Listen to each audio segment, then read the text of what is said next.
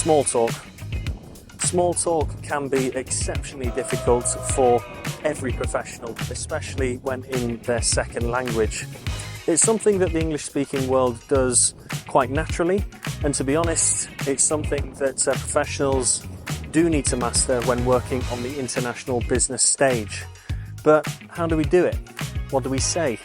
What don't we say? So let's first look at a couple of guidelines to help you get that small talk started. The first one is a big no-no.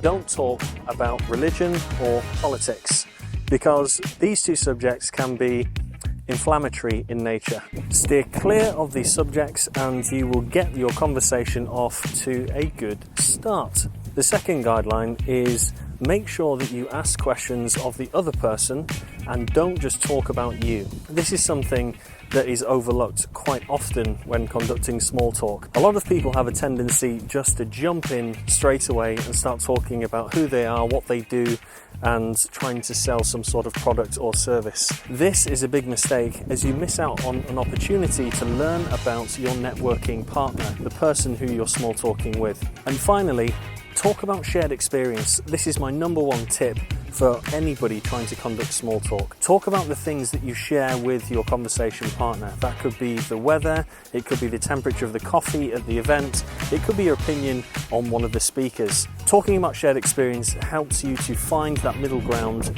and truly connect with the other individual as you both have something to say about it. And a bonus tip here, something that can really help you sound even more natural and comfortable within that networking environment is not saying, "Hello, how are you?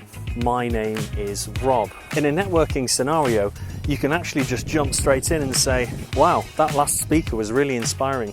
What did you think?" Once you've started to open up that conversation with this little bit of small talk by asking this question, you can then go on to mention who you are and what you do. Remember, focus on the other person and be interested genuinely in what they have to say.